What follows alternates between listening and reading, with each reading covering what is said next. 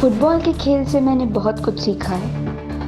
ये खेल हमें जिंदगी के साथ कदम ब कदम चलना सिखाता है, अपने लक्ष्य को भेदना बताता है और किसी भी मिले हुए मौके को हाथ से न छोड़ने का सबक देता है। एक पल में निर्णय लेना होता है कि आगे क्या करना है। अगर निर्णय सही हुआ तो जीत और अगर गलत हुआ तो हार।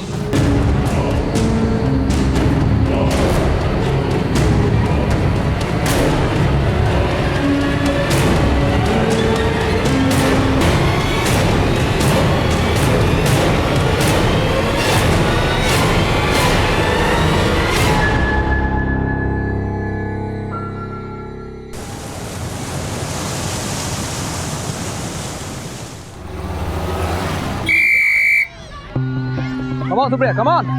Come on, shabash. Shabash, Supriya. Shabash, shabash. Come on, come on. Come on, Supriya. Come on, shabash, shabash.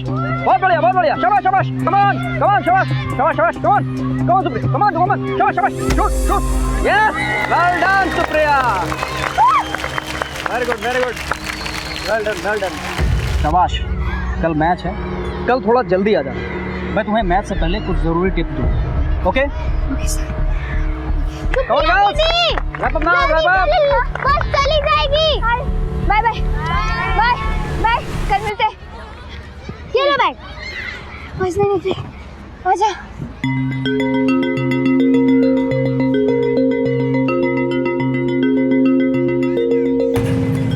कहाँ जा रही?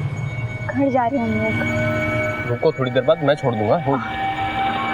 नहीं, बहुत लेट हो गया, हम फिर कभी चल। अरे रुको, मैं छोड़ दूंगा. अरे हम चले जाएंगे, कोई बात नहीं।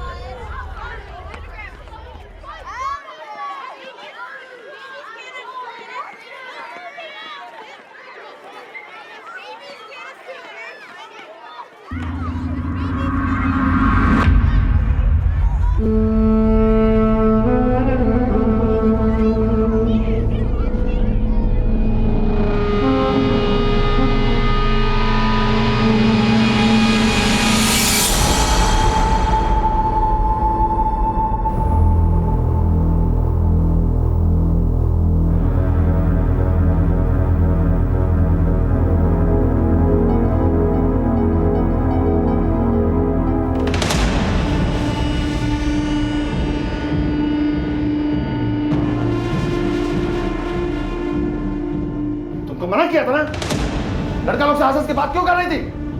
पढ़ाई लिखाई में ध्यान नहीं तुम्हारा? तुमको नहीं मालूम है लड़का लोग कितना खराब है? ये हमको मालूम है। तुम्हारे उम्र की लड़की किसी के भी झांसे में आके कोई भी गलत कदम उठाती, इधर गोवा में आए दिन किसी ना किसी बीच पे किसी लड़की का लाश मिलता है, न तो किसी होटल में। समझ में आता है तुमको?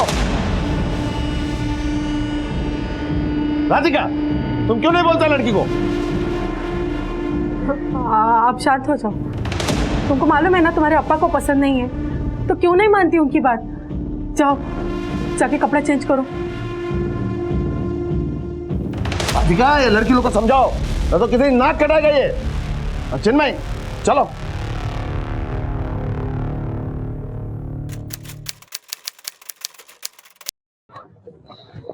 आज तुम क्लास छोड़ दोगी? हाँ तो और क्या करूँ, मैच तो आज ही है ना मेरा। अगर अप्पा नाराज हो गए तो? और अप्पा को बोलेगा कौन? मैंने तो अम्मा को भी नहीं बताया, और तू भी नहीं बोलना, ठीक है? सच। हाँ, और सुन, अगर कुछ भी हो तो तुम बोलना। हाँ ठीक है, अप्पा को मत बताना। हाँ, और उसके बाद वो जो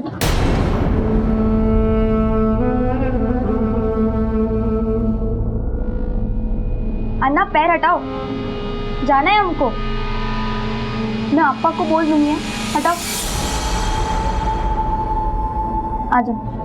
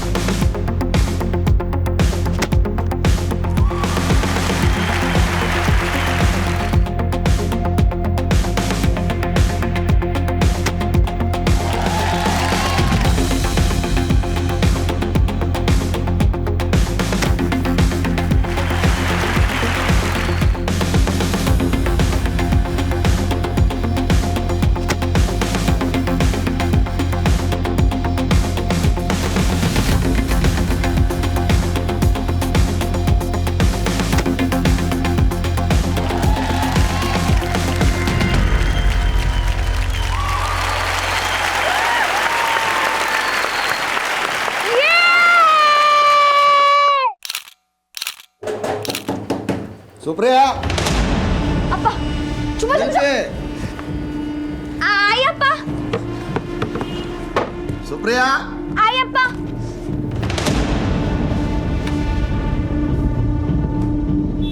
क्या कर रहे तुम दोनों? अप्पा वो मैं शिल्पी को होमवर्क करा रही थी। हाँ दीदी होमवर्क करा रही थी। बेटा इतना प्रेशर लेके नहीं पढ़ा करते। थोड़ा टाइम निकालो और अम्मा का हाथ बटाओ।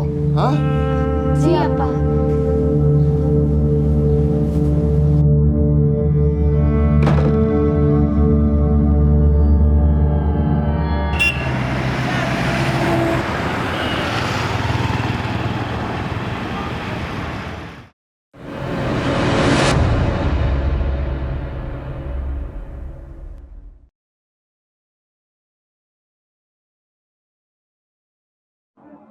सुप्रिया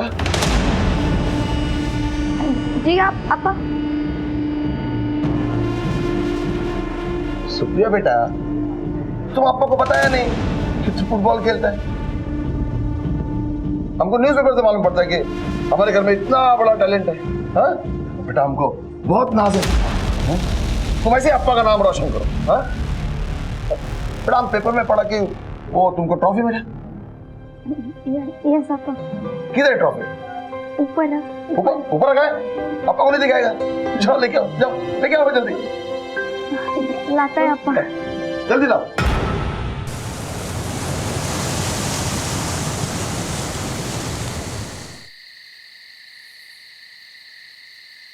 यहाँ पर रख दो।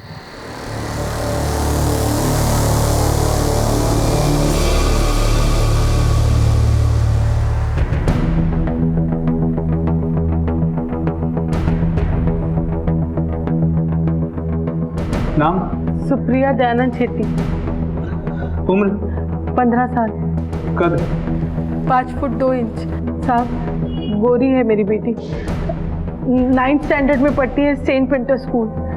Mobile number? मोबाइल नहीं है उसके पास। सुबोध ये मनोज पराडकर की पेशी कब है? सर कल है। इनका क्या? इनकी बेटी लापता है सुप्रिया शेट्टी। कब से लापता है?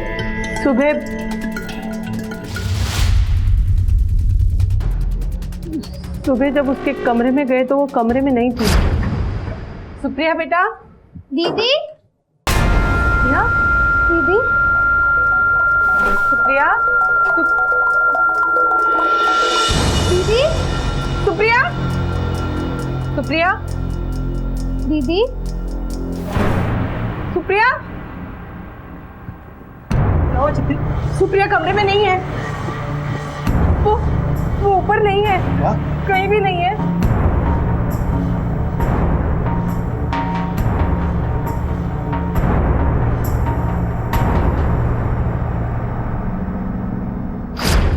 आस पड़ोस दोस्तों के पास रिश्तेदारों के यहाँ पूछताछ नहीं? पास में उसकी दादी रहती है पर वो वहाँ नहीं है। हेलो अम्मा अम्मा सुप्रिया आई है आपके यहाँ? नहीं बेटा यहाँ तो नहीं आई, पर हुआ क्या? माफ कीजिए बेटी 15 साल की है इसलिए पूछना पड़ता है कि उसका किसी के साथ अफेयर था। कैसी बात करते हैं आप? देखिए पूछना पड़ता है। वैसे आप करते क्या है? मेरा कपड़े का गारमेंट का बिजनेस। वहाँ किसी के साथ दुश्मनी है आपकी? हाँ है। मेरा वो मार्केट में जो गारमेंट का शॉप है उसके बाजू में नरसिंह मोरे मेरा पड़ोसी है। उसका नज़र मेरा शॉप पे है। वो दुकान खरीदना चाहता है तो उसने गुंडा लोगों को भेजा उस दुकान खाली करने के लिए। पर मैं टच से मस नहीं हुआ। तो आपका कहना है कि नरसिंह मोरे ने दुश्मनी निकालने के लिए आपकी बेटी को किडनैप किया? मैं ऐसा नहीं बोला। आपने पूछा दुश्मनी है तो बताया बस। आप थोड़ी देर बाहर रुकिए, मुझे आपकी बेटी से बात करनी है। वो क्या बताएगा? जो पूछना है हमसे पूछो आप। मिस्टर दयानंद प्लीज बाहर रुकिए।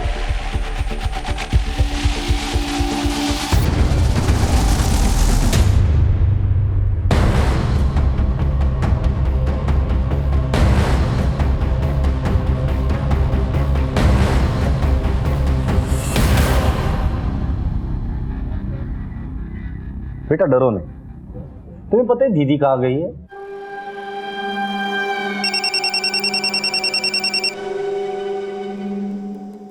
हेलो, हाँ ठीक है ठीक है। संजू, ये कौन है? संजू, मोरे अंकल का बेटा।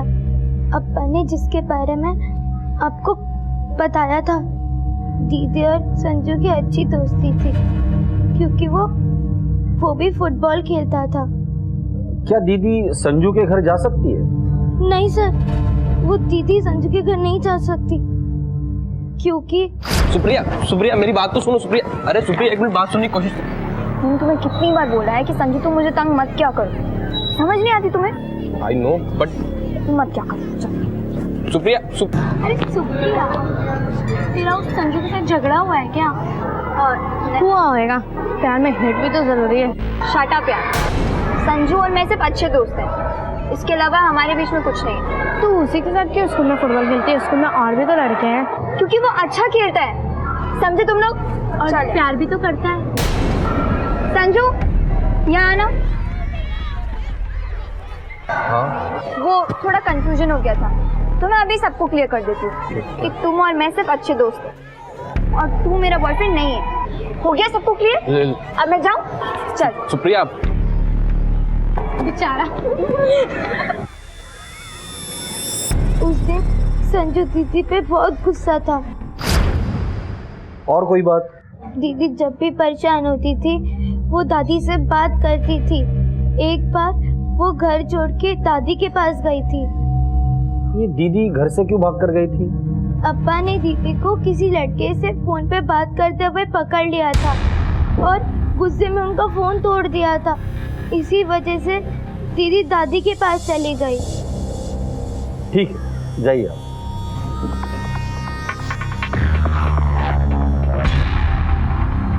सुप्रिया की फोटो हर पुलिस स्टेशन में सर्कुलेट कर दो, सारे हॉस्पिटल और मॉर्ग रूम भी चेक कर लेना। लेकिन सबसे पहले हमें संजू, मोरे और दादी से बात करनी होगी। सर। 15 साल की नाबालिग स्कूल छात्रा सुप्रिया शेट्टियार के लापता होते ही पुलिस हरकत में आ गई और बिना समय नष्ट किए तहकीकात शुरू कर दी।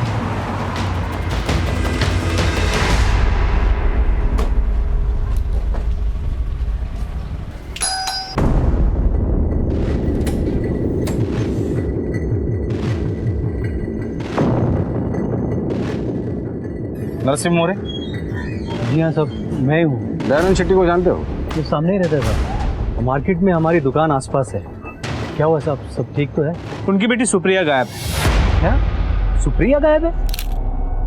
जी, पर हमने सुना है कि आप दोनों का आपस में झगड़ा है। एक्चुअली एक बार हुआ था साहब। देखो मैं एक कारोबारी इंसान हूँ, कारोबार बढ़ाने के चक्कर में मैं उसकी दुकान खरीदना चाहता था। जब ये ऑफर लेके मैं उसके पास गया तो सर वो गाली गलौज करने लगा। सर अगर वो समझता है कि ये कारण से मैं उसकी बेटी गायब कर सकता हूँ तो मैंने आज तक ऐसा घटिया इंसान नहीं देखा। तो मैं कारोबार और पर्सनल लाइफ को अलग रखता हूँ। तो मेरा बेटा संजू और उसकी बेटी सुप्रिया एक ही स्कूल में पढ़ते हैं। संजू इस वक्त कहाँ है? सर घर पे।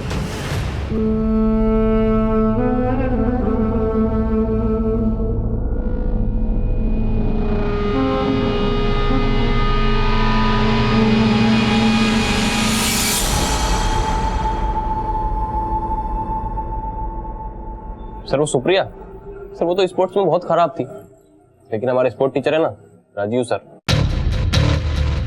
उन्होंने उसे बहुत सर पे चढ़ा रखा था। और लड़कियों का क्या है सर, कोई भी सर पे चढ़ा देता है, चाहे उनमें टैलेंट हो या ना हो। सुप्रिया है कहाँ? सर ये मुझे कैसे मालूम होगा? सर सिर्फ मैं अच्छा दोस्त था उसका। आप तो इसे पूछ रहे जैसे मेरा उसके साथ अफेयर चल रहा था। सर मैं तो कहता हूँ इधर उधर पूछने से अच्छा आप सीधे जाके स्पोर्ट्स सर से मिलिए, काफी क्लोज थे सर दोनों। ये रहा बॉल, ठीक है, ये तुम्हारा पैर यूं आया, ठीक है, हाँ, ये यहाँ पे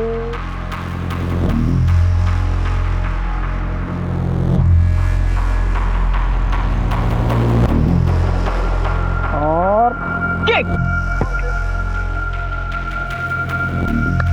वेल डन।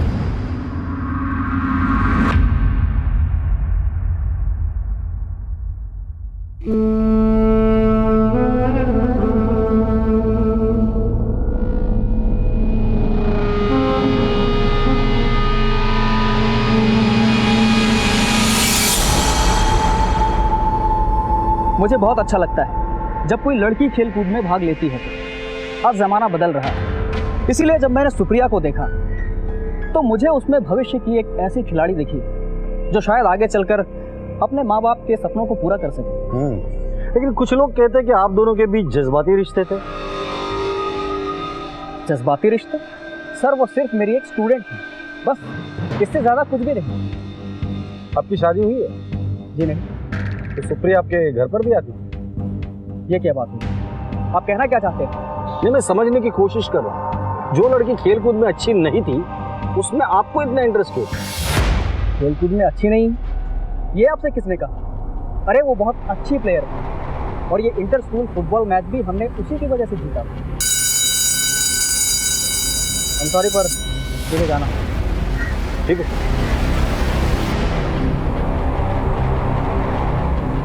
सुबोध नजर रखना इसे।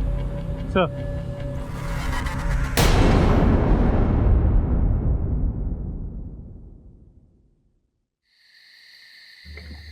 कोर्ट में जिन लोगों को हाजिर करना है उनको वक्त पर लेकर जाना। जी सर। हेलो सर, मैं पोंडा पुलिस स्टेशन से इंस्पेक्टर अल्फ्रेड बोल रहा हूँ। बोलिए। आपने जो मिसिंग कंप्लेंट सर्कुलेट करवाई है, लगभग वैसी ही एक लड़की की लाश हमारे इलाके के एक तालाब में मिली है। सर लाश की हालत देख के तो इसे पहचानना मुश्किल लग रहा है। ठीक है, पोंडा पुलिस से फोन किया, उन्हें एक लड़की की लाश मिली है। राधिका और दयानंद को शिनाख्त के लिए बुला लो। सर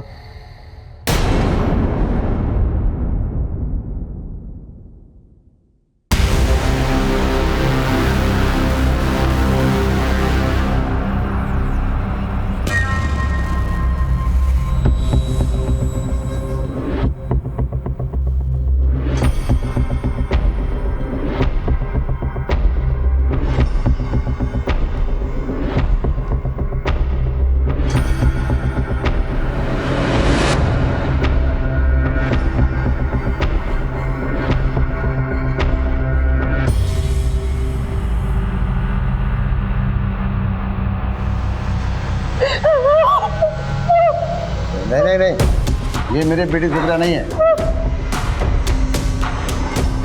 तुम्हारा ये तुम्हारा बेटी सुप्रिया का लाश नहीं है। बोलो इनको, बोलो। बोला हमारा बेटी सुप्रिया नहीं, चलो हमारा बेटी नहीं है ये। सर एक बात समझ में नहीं है, लाश देख के माँ राधिका फूट फूट के रोने लगी, लेकिन बाप दयानंद ने लाश को नहीं पहचाना और राधिका पे भी दबाव डाला कि वो लाश को ना पहचाने। राधिका और दयानंद का डीएनए इस बॉडी से मैच करा। एक बार वो घर छोड़ के दादी के पास गई थी। सुप्रिया जब पहली बार घर से भागी थी तो अपने दादी के पास गई थी। दादी से मिलकर पता लगाते थे।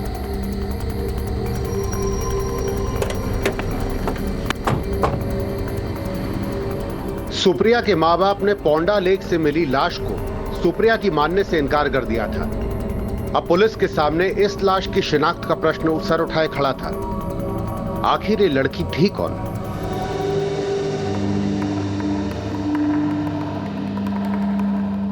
लो ट्रॉफी दो। कितना अच्छा ट्रॉफी। अप्पा को बताना मांगता था, इसका वेट बहुत है ना बेटा, इसका थोड़ा वजन कम करता है, ठीक है?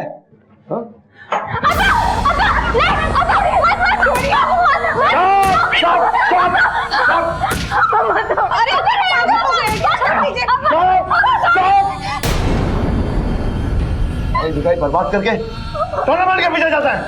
हाँ राधिका, जो बच्ची माँ बाप को बताया नहीं कि टूर्नामेंट खेल सकता है, वो सब कुछ कर सकता है, इसका अंदाजा नहीं तुमको।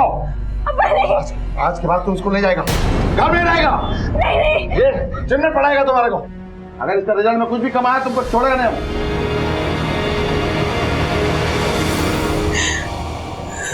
हाँ? अब तो तुम्हारा पढ़ाई लिखाई सब बंद। अब्बा मैं नहीं खेलूंगी अब्बा। तो बात खेलेगा। जब चाबी रखा है, चाबी को हाथ लगा तो हाथ तोड़ देगा तुम लोग का। इनमें तुम्हें बता।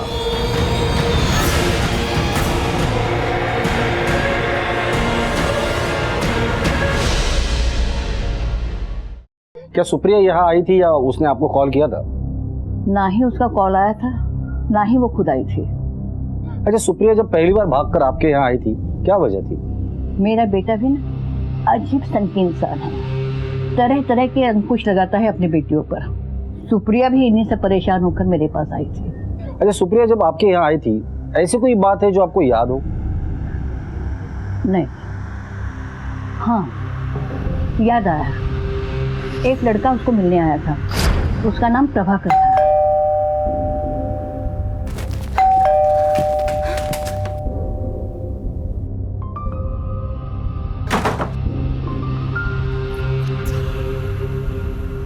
तुम पागल हो क्या? भागी क्यों? तो मैं और क्या करती? अप्पा ने मुझे कमरे के अंदर बंद कर दिया था और मुझे वहां से भागना पड़ा। सुप्रिया, कौन है ये लड़का?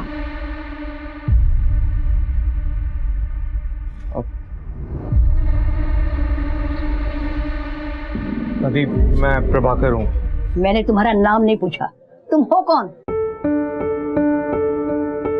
दादी मैं सुप्रिया से शादी करना चाहता हूँ। तुम्हें उसकी उम्र मालूम है?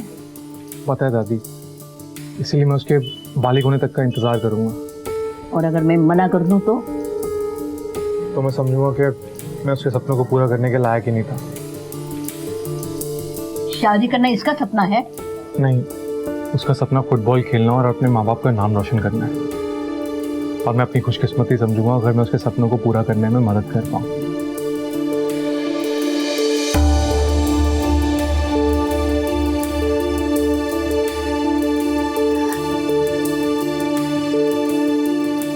प्लीज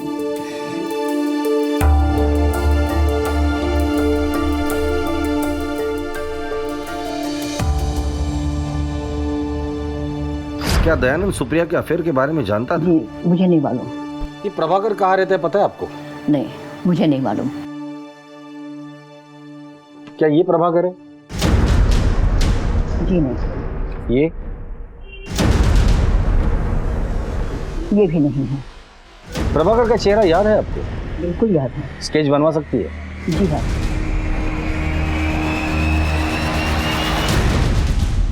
डॉक्टर आप पैसों की फिक्र मत करो, सिर्फ उपाय सोचो कि काम कैसे होगा। यास्मीन। जी डॉक्टर। इनका सैंपल किसी दूसरे लैब में भेज दो। ओके, अभी भेज देती हूँ।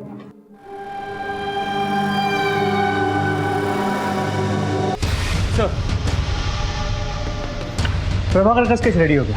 इस स्केच को सुप्रिया के माँ बाप को दिखाओ और स्कूल के आसपास भी पूछताछ करो, शायद किसी ने इसे देखा हो। सर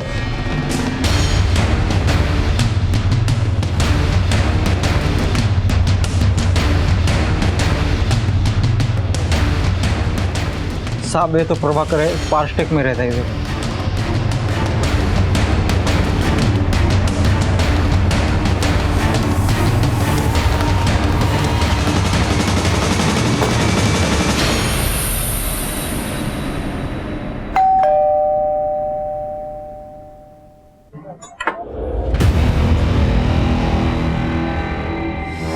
इसे जानते हो? ये तो सुप्रिया है। कहाँ है ये? मैं नहीं जानता सर। सब ठीक तो है? सब सर क्या हुआ? सर सब ठीक तो है? सर क्या हो रहा है? सुप्रिया ठीक तो है? बता दे। सुप्रिया अपने घर से गायब है। सुप्रिया गायब है सर? जानती हो कहाँ है वो? नहीं सर, मैं नहीं जानता। मैंने तो उसे मिलने ही छोड़ दिया था। क्यों? क्या बताऊं सर। हालांकि मैं उससे 10 साल बड़ा हूं, लेकिन मैं उससे प्यार करता हूं। और मैंने उसकी दादी से भी जाकर बात की थी, लेकिन जब ये बात उसके पापा को पता चली तो अपने भतीजे चिन्मय के साथ मुझे मारने के लिए आ गए।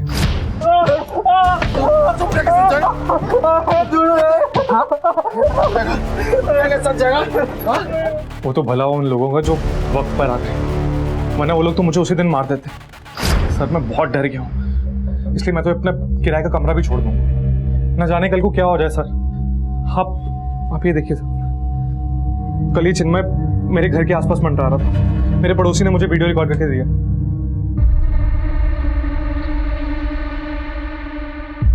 सुबह ये वीडियो ले लो।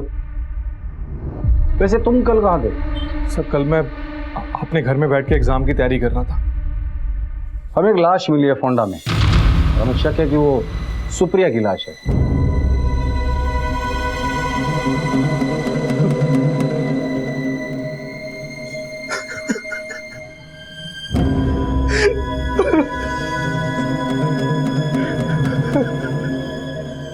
सर मुझे सुप्रिया ने कई बार बोला था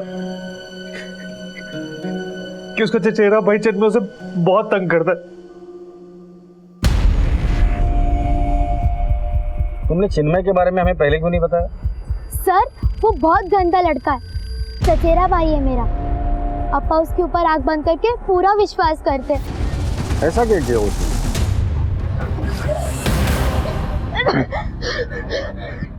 सुन, सीतापा जब आएंगे ना उनको सब बता देना। हाँ, फिर मैं देखता हूँ और किस पे ज्यादा भरोसा रखते हैं, मेरे पे तो तुम लोग पे।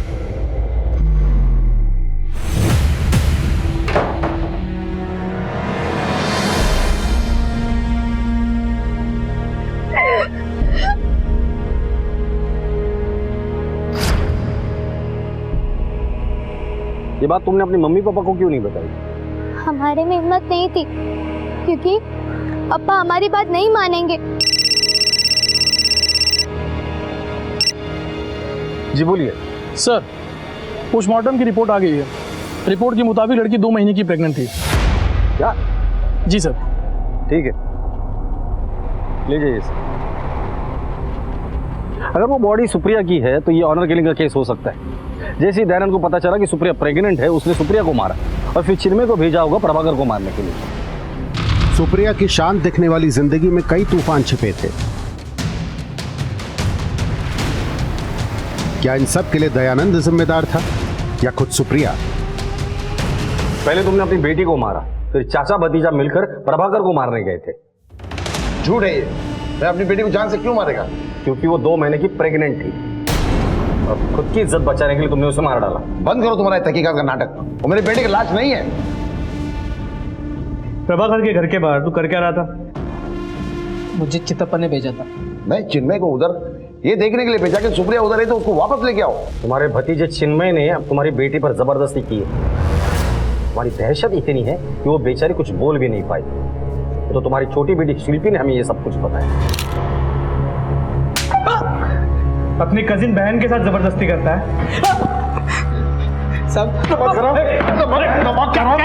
मैंने तुझे अपनी बेटी की जरूरत समझा, अपनी बेटियों की रक्षा करने के लिए रखा, तूने उन पर गंदी निगाह डाली। मैं तुझे एग्जाम से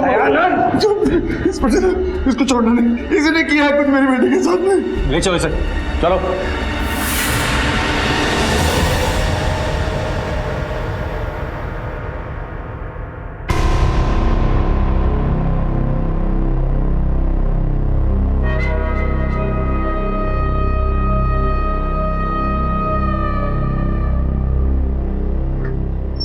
ये डॉक्टर, क्या ये? अरे भाई हॉस्पिटल है सर, धीरे बोलिए। क्या धीरे से बात करूं? मैं इस रोग में मानता ही नहीं। मुझे दूसरा रिपोर्ट चाहिए। काम डाउन प्लीज, बैठिए तो सही। आपको जो रिपोर्ट चाहिए मिल जाएगी। हम दूसरी जगह पर टेस्ट करवाएंगे, रिजल्ट पॉजिटिव ही होगा, ट्रस्ट मी।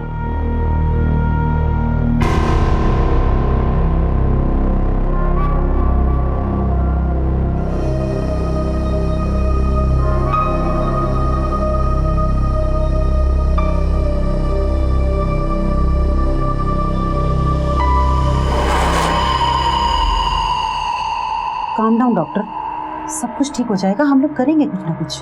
क्या काम डाउन? कुछ समझ में नहीं आ रहा क्या करें।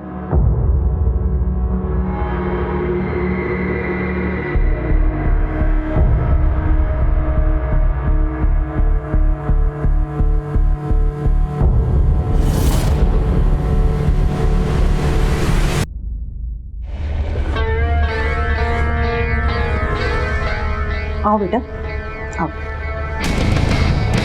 यहाँ बैठो। क्या बोलूं सर, मेरे पति ऐसे ही सनकी नहीं हो गए।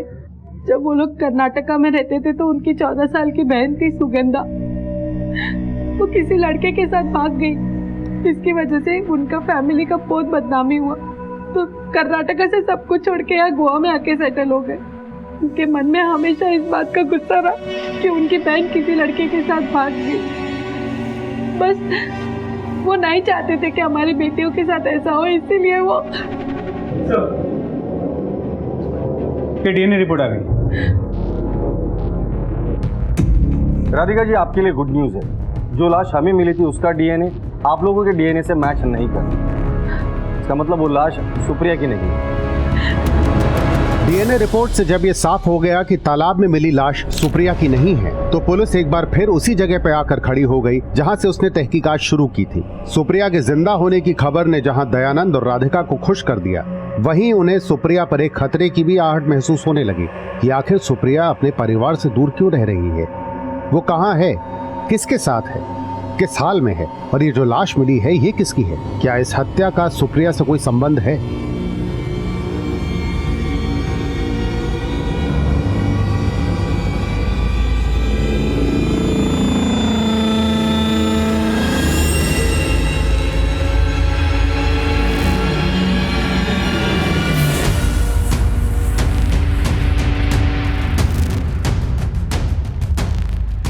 घबराओ मत, सब ठीक हो जाएगा। तुम्हारा मामा हूँ, घबराओ मत, तुम्हें कुछ नहीं होने दूंगा। मामा आप मुझे यहाँ क्यों लेकर आए? बेटा स्टेट लेवल का फुटबॉल मैच है ना, उसी का मेडिकल कराना है। मेडिकल में ऐसा नहीं होता। बेटा स्टेट लेवल पर ऐसा ही होता है। ये देखो ना कितने बड़े बड़े सिलेक्टर आए हैं, ये सर, ये मैडम।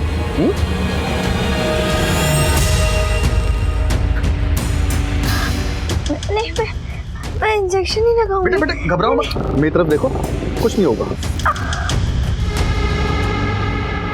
नाम पिंकी, उम्र 15 साल, हाइट 5 फुट 2 इंच, रंग गेहुआ। सुबोध, फोंडा पुलिस ने जो डिस्क्रिप्शन भेजा था वो ऐसे ही कुछ था ना? जी सर। कब से लापता है आपकी बेटी? पिछले सप्ताह ही मेरी बेटी ने कॉल किया था, वो बहुत रो रही थी। सर मुझे कुछ समझ में नहीं आया कि उसे हुआ क्या, इसलिए हम यहाँ चले आए। साहब हम उसके घर भी गए हैं जहाँ वो काम कर रही थी, विजेंद्र के यहाँ। उसने भी मना कर दिया कि मेरे घर में नहीं है। आप हमारे साथ फोंडा चलिए।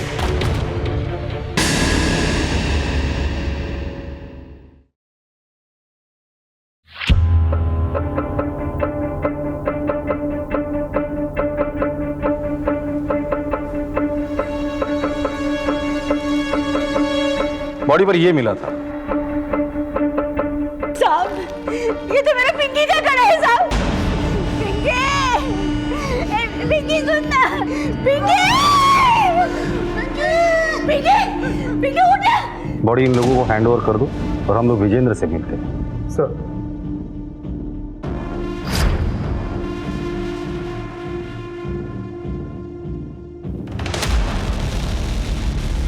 साहब हमें तो कुछ मालूम ही नहीं। हम लोगों ने उस पिंकी को 2-2.5 महीने पहले ही घर से बाहर निकाल दिया। क्यों? साहब उसका काम धाम में मन ही नहीं लगता था। हमेशा अपने बॉयफ्रेंड के साथ मोबाइल पे बातें करती रहती थी और किसी भी वक्त उसके पास चली जाती थी। और तो और सर, एक बार जब हम 2 रोज के लिए बाहर गए थे, वापस आकर देखते हैं कि वो हमारे बेडरूम में अपने बॉयफ्रेंड के साथ सोई हुई थी।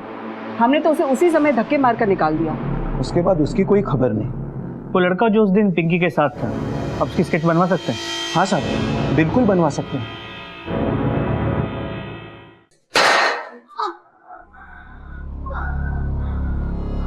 मामा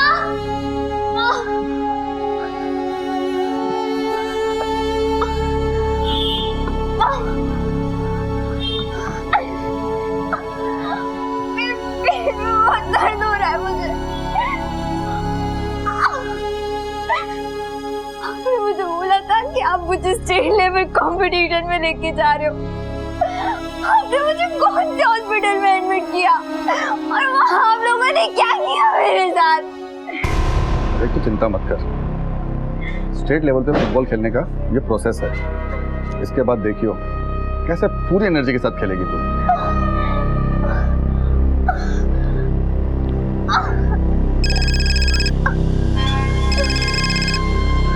हेलो, तुम कहाँ हो? पता नहीं मेरे साथ क्या हो रहा है, मेरी हालत क्या है। मुझे तुमसे बात करनी है, जल्दी आओ।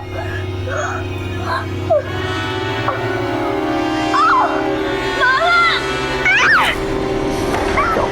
क्या हुआ?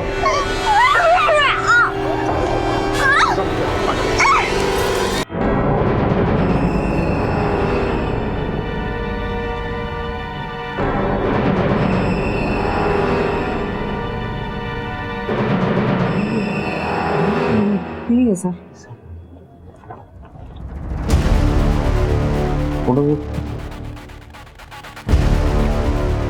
यही था वो। हाँ यही है।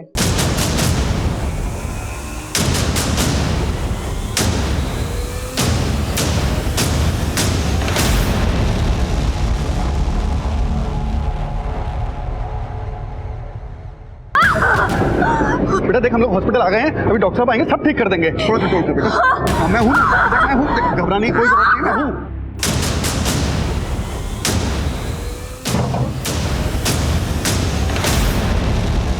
क्या हुआ डॉक्टर? ठीक तो है ना? तुम्हारा प्रोजेक्ट फेल हो गया। पर वो मर तो नहीं जाएगी ना? इस पर इतना पैसा खर्चा किया है, बचाना तो पड़ेगा ही।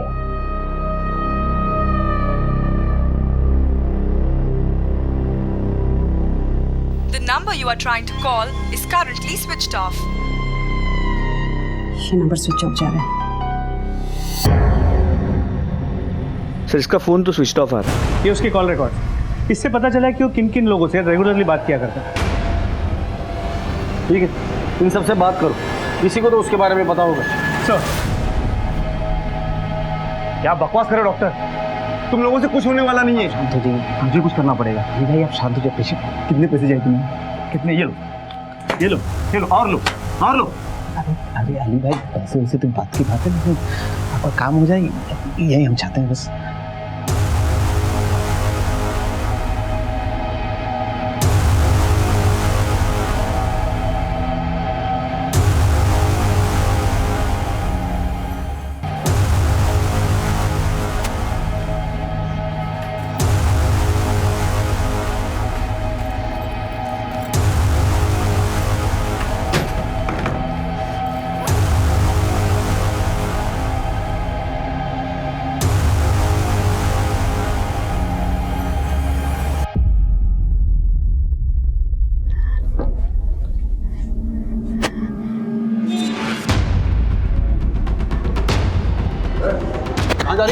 कहाँ जा रहे हो तुम?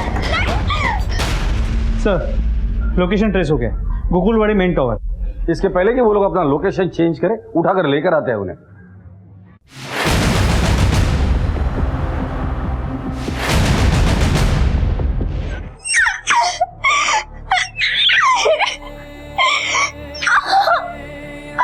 तुम्हारे उम्र की लड़की किसी के भी चाल से में आके कोई भी गलत कदम उठा, इधर गोवा में आए दिन किसी न किसी बीच में किसी लड़की का लाश मिलता है, न तो किसी होटल में, शाबाश, कल मैच है, कल थोड़ा जल्दी आ जाओ। मैं तुम्हें मैच से पहले कुछ जरूरी टिप्स मैं सुप्रिया से शादी करना चाहता हूँ, और मैं अपनी खुशकिस्मती जिंदगी में अगर मैं उसके सपनों को पूरा करने में मदद करूँगा। तुम और मैं सिर्फ अच्छे दोस्त हैं और तू मेरा बॉयफ्रेंड नहीं है। हो गया सब कुछ क्लियर? अब मैं जाऊँ?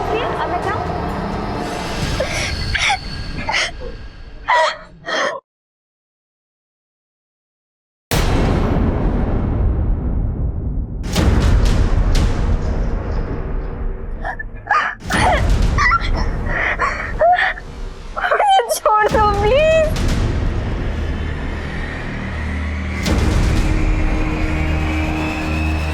मैंने बहुत कोशिश की बाप बनने की, बहुत पैसा खर्चा किया। अब दुनिया को दिखाऊंगा कि मैं अपने दम पर बाप बन सकता हूँ। डरो मत, बिल्कुल डरो मत।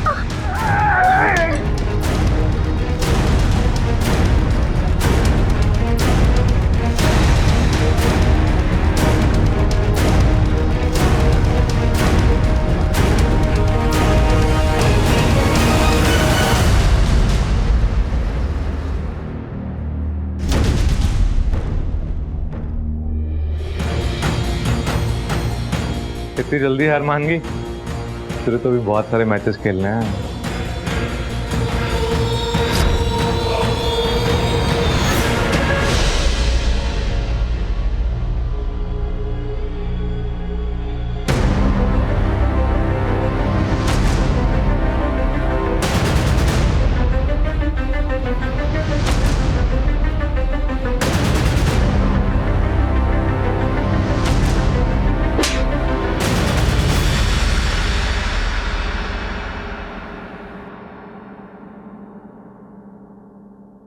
मैंने बड़ी उम्मीद से इंटर स्कूल चैंपियनशिप जीती थी।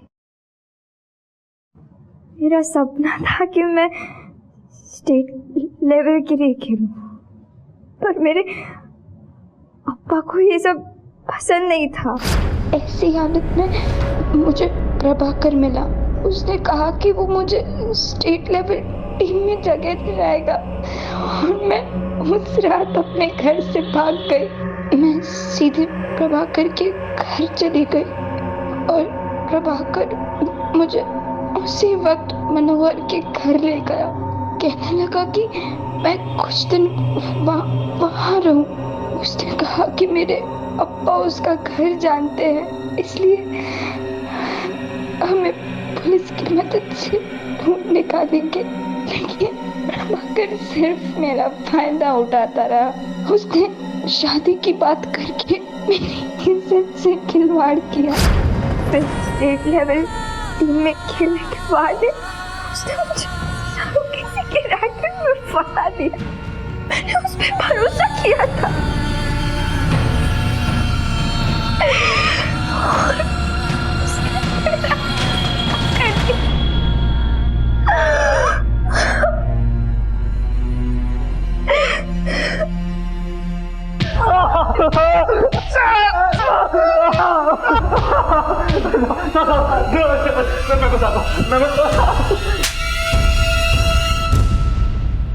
पिंकी को क्यों मारा? क्योंकि विजेंद्र ने मुझे और पिंकी को एक साथ बिस्तर पे देख लिया था, इसलिए उसने पिंकी को घर से बाहर निकाल दिया। लेकिन मैं पिंकी को सैरोगेट मदर बनाना चाहता था, पर वो इनकार कर रही थी। कई वक्त तक मैंने उसे अपने कब्जे में रखा, लेकिन वो एक दिन मेरे चंगुल से बाहर निकल गई। अगर वो भागने में कामयाब हो जाती तो हम सबको रेप के चार्जेस में जेल भिजवा, इसलिए मजबूरन उसे मारना पड़ा था।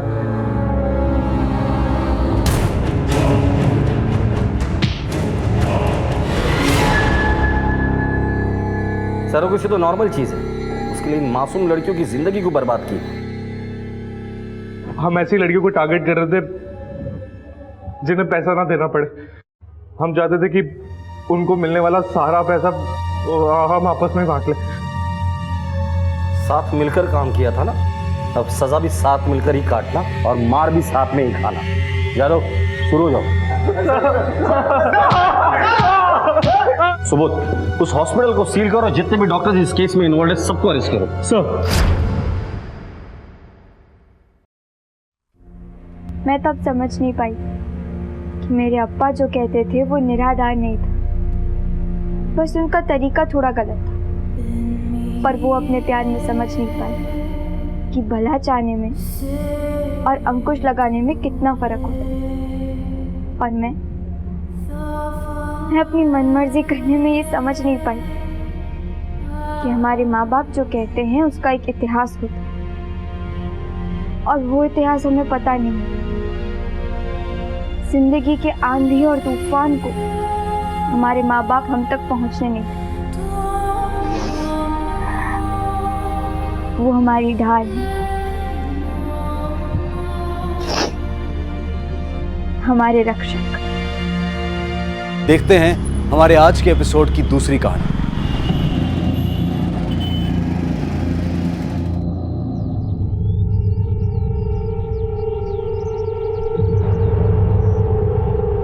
कुछ समझ नहीं आ रहा था, क्या करूं? बहुत डर लग रहा था। अरे भावना, आ गई तू? चल जल्दी से कपड़े चेंज कर ले, मैं तेरे लिए खाना लगाती हूँ। मम्मी को बोलती तो कैसे बोलती, कुछ अच्छा नहीं लग रहा था। अरे भावना, तू अभी भी यही खड़ी है, कपड़े चेंज नहीं करने? ये ले पानी पी ले, जा जल्दी जाके कपड़े चेंज कर ले, मैं खाना लगाती हूँ। अब मैंने सोच लिया था, सही सोचा था या गलत मैं नहीं जानती थी, पर रास्ता यही नजर आ रहा था।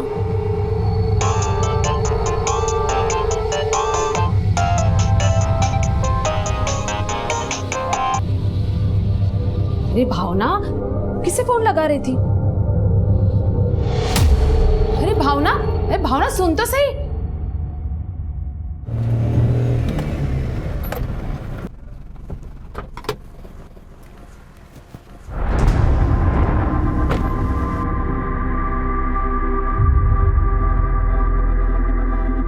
भाभी, भावना आ गई स्कूल से? अरे रघु स्कूल से तो आ गई है, लेकिन जब से आई है गुमसुम से बैठी है। अच्छा, कोई बात नहीं, अब मैं आ गया हूँ ना, देखना मुझे देखते खुश हो जाएगी।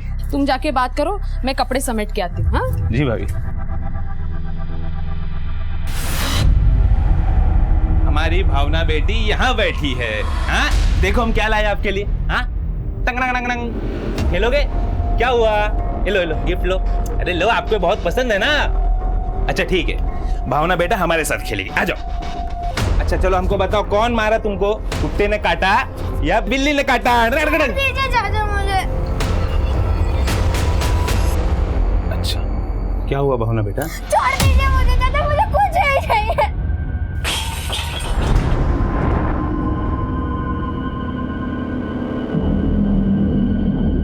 क्या हुआ रघु?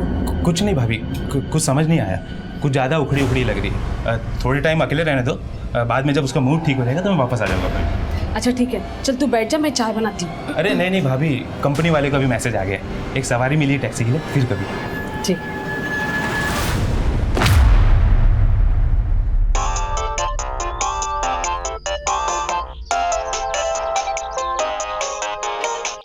बिना तुम्हें मालूम है ना कि हम ड्यूटी पर फोन नहीं उठा सकते।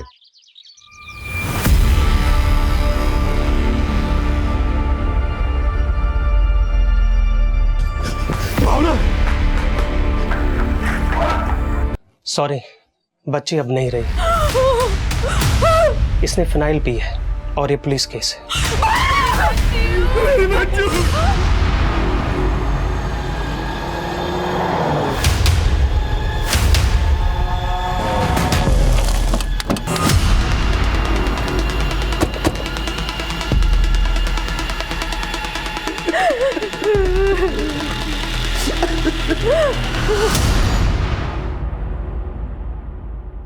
देखिए ना सर, हमारी बच्ची को क्या हो गया? मेरी बच्ची को मत लेके जाओ, भावना। मेरी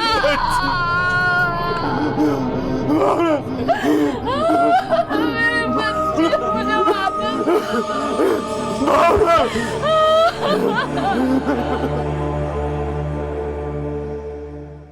जब से स्कूल से आई थी बड़ी चुप चुप से लग रही थी। क्या हुआ भावना बेटा, तू बोल क्यों नहीं रही है? स्कूल में टीचर ने कुछ कहा या किसी से झगड़ा हुआ? बोल ना बेटा। ये लड़की भी ना, मुझे लगा छोटी मोटी बात होगी, बाद में उससे बात करूंगी। फिर मैं किचन में काम में लग गई, फिर बाद में भावना के कमरे में गई तो भावना पड़ोसी आए, उन्होंने पास के डॉक्टर को बुला। तब तक मेरी भावना। भैया भैया ये सब क्या हो गया? भैया देखना, हमारी भावना सब क्या हो गया? ये कौन? छोटा भाई है साहब मेरा ही। वर्मा, भावना के पेरेंट्स को लग रहा है कि भावना के साथ जो कुछ भी हुआ है स्कूल में हुआ, जिसकी वजह से भावना ने आत्महत्या कर ली। स्कूल के साथ साथ भावना के पड़ोसियों से भी पूछताछ करो, शायद वजह कुछ और ही है। हो गया सर।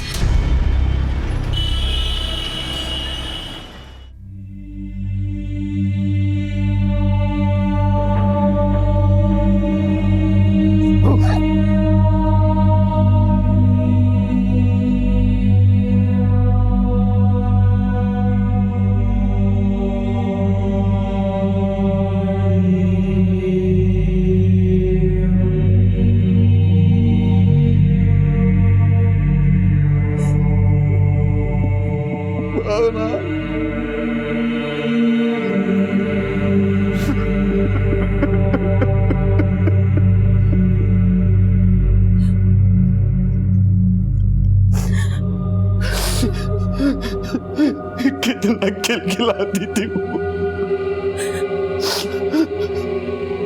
और आज न जाने क्या हो गया उसे कि तेरे घर में रहते हुए उसने फिनाइल पी लिया और तुझे पता तक नहीं चला।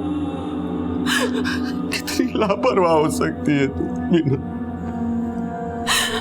मुझे मालूम था आप मुझे ही कोसोगे, पर मैंने उससे बात करने की कोशिश की थी। पर वो कुछ नहीं बोली, लेकिन उसने आपको भी फोन किया था। शायद आपको कुछ बताना चाहती थी, लेकिन आपने उसका फोन नहीं उठाया। लेकिन ऐसा क्या था जो तुझे बताने की बजाय वो मुझे बताना चाहती थी? आखिर भावना किस मनोदशा से गुजर रही होगी, इसका पता लगाने के लिए पुलिस अब भावना के अड़ोस पड़ोस से लेकर भावना के स्कूल तक पूछताछ करने लगी। सर, भावना बहुत हंसमुख स्वभाव की लड़की थी। इनफैक्ट कल छुट्टी के वक्त भी उसको काफी खुशी खुशी जाते हुए देखा था मैंने। लेकिन उसके घर वाले बोल रहे हैं कि शायद उसके साथ स्कूल में कुछ हुआ होगा, इसलिए उसने फिनाइल पी और अपनी जान गंवा दी। सर, मैं भावना को काफी टाइम से पढ़ा रही थी और मुझे नहीं लगता उसे स्कूल में कोई भी प्रॉब्लम होगी। हेलो, जितनी जल्दी हो सके ये फाइल हेड ऑफिस भिजवा दो। Sir, excuse me sir.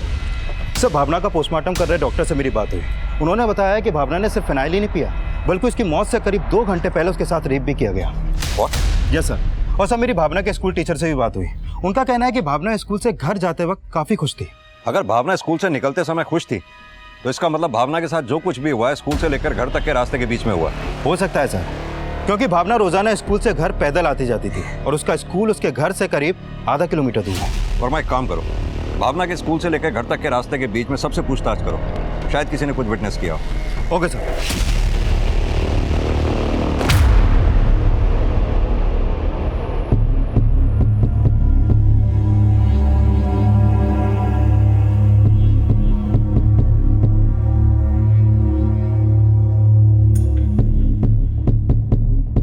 क्या भावना के साथ रेप? जी।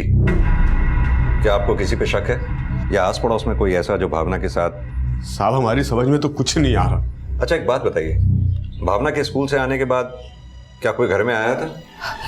सब भावना के चाचा के अलावा और कोई नहीं आया था। ये भावना का चाचा रघु आप लोगों के साथ रहता है? नहीं साहब, वो अलग रहता है। भावना की माँ के बयान से ऐसा लग रहा है कि भावना के साथ जो कुछ भी हुआ वो भावना के चाचा रघु की वजह से हुआ है, क्योंकि भावना के स्कूल से आने के बाद अचानक से वो घर आया और फिर अचानक से घर से चला भी गया। कि भावना के चाचा रघु के बारे में अच्छी तरह से पूछताछ करो। Okay sir.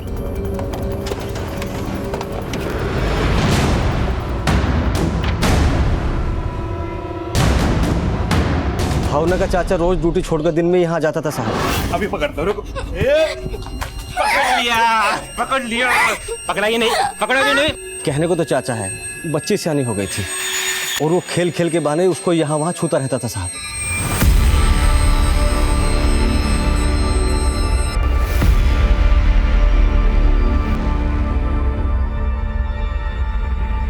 सर, भावना का चाचा रघु हेलो कैब के लिए टैक्सी चलाता है। जब मैंने उसका कॉल रिकॉर्ड चेक किया तो पता चला कि भावना के स्कूल की छुट्टी के टाइम उसका फोन भावना के स्कूल वाले एरिया में ही एक्टिव था। सर, भावना के पड़ोसियों ने भी उसको लेकर अजीब तरीके के बयान दिए। वर्मा, कहीं ऐसा तो नहीं इस रघु की अपनी भतीजी पे बुरी नजर हो? जो कांड वो घर पे नहीं कर पाया उसने बाहर करने की सोची हो, इसलिए भावना की स्कूल की छुट्टी के समय वो अपनी कैब लेकर वहां पहुंचा और भावना को कैब में बैठा के उसके साथ दुष्कर्म किया हो। और भावना जब घर पहुंची उसके पीछे पीछे ये रघु भी पहुंच गया हो। वर्मा, मुझे तो लगता है कि भावना को फिनाइल पिलाने में भी इसी रघु का हाथ है, क्योंकि हो सकता है रघु को यह डर था कि भावना उसकी करतूतों के बारे में कहीं अपने पेरेंट्स से ना बता दे। ये रघु जहां कहीं भी है इसे उठा के ले आओ। Okay sir. भाई साहब, काश आप फोन उठा लेते तो शायद भावना आपको अपनी परेशानी बता सकती। मुझे तो कुछ पता ही नहीं उसने।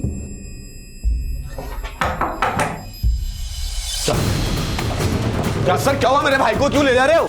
अरे साहब, क्या हुआ? अरे साहब, आखिर बताइए तो सही, आप मेरे भाई को लेकर क्यों जा रहे हो? हमें आपके भाई पर शक है, शायद इसी ने भावना का रेप किया। नहीं साहब, नहीं साहब।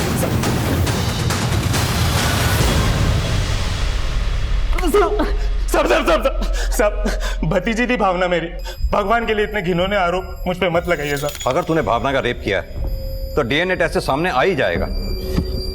झूठ बोलकर खुद को बचाने की कोशिश मत कर, जो किया है साफ साफ बता दे। साहब, मैंने कुछ भी नहीं किया। जब उस दिन मैं भाई के घर गया तो मैं तो खुद हैरान था कि भावना इतनी उदास क्यों थी साहब। क्या हुआ? लो गिफ्ट लो। अरे लो, आपको बहुत पसंद है ना। अगर तूने कुछ नहीं किया तो भावना के स्कूल की छुट्टी के समय उसके स्कूल के सामने करने क्या गया था तू? साहब मैंने तो भावना के स्कूल के बाहर एक सवारी को ड्रॉप किया था। मैं तो भावना को अपने गाड़ी में स्कूल से घर लेके जाना चाहता था साहब, लेकिन उसके पहले वो घर चले गई थी साहब। बहुत गर्व करते थे ना अपने भाई के ऊपर, बड़ा नाज था ना उस पर। देखा क्या किया उसने हमारी भावना के साथ। जरूर उस कमीने ने अपना गुनाह छुपाने के लिए हमारी फूल जैसी बच्ची को जान से मार दिया।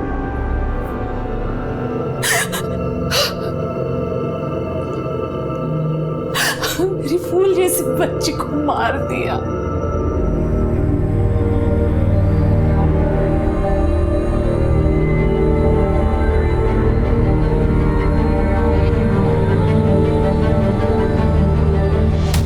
सर रघु जिस हेलो कैब कंपनी के लिए कैब चलाता था, मैंने वहां पर पता किया।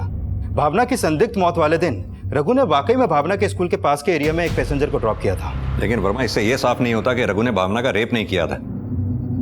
ये इस रघु का डीएनए टेस्ट करवाओ। Yes sir. सर, भावना जिस स्कूल में पढ़ती थी उसके एक क्लासमेट के फादर आपसे मिलना चाहते हैं। बैठिए। कहिए क्या कहना चाहते हैं आप? सर, मैं भावना के पास वाले मोहल्ले में रहता हूँ। पिछले 3-4 दिनों से मेरी बेटी आस्था काफ़ी गुमसुम सी रहती थी सर। स्कूल जाने से भी डरती थी। हमें लगा कि शायद स्कूल ना जाने का कुछ बहाना बना रही हो, इसलिए उसकी माँ ही पिछले 1-2 दिन से उसे छोड़ने और लेने जाया करती थी। लेकिन सर, कल अचानक उसने पेट दर्द होने की शिकायत की। क्या हुआ बेटा? क्या हुआ? बहुत दर्द हो रहा है पेट में। कुछ नहीं हुआ, कुछ नहीं हुआ। रोना नहीं। चलो आजा। सर, जब हम आस्था को लेकर हॉस्पिटल गए तो डॉक्टर ने बताया कि उसके साथ रेप हुआ है। और सर, जब हमें पता चला कि भावना के साथ भी ये सब हुआ था तो मैं आपको बताने चला आया सर। आपकी बेटी ने कुछ कहा? उसके साथ ये सब किसने किया? सर, वो कुछ नहीं बोल रही है। जब से हॉस्पिटल से आई बस पत्थर बनी हुई है सर।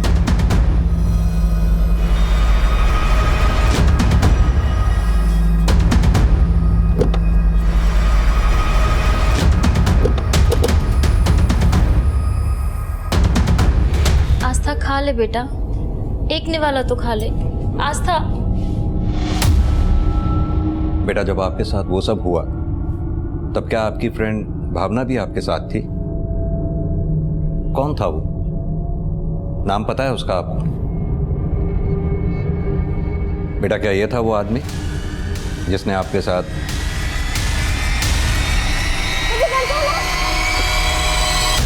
प्लीज जाने दो, मुझे छोड़ दो।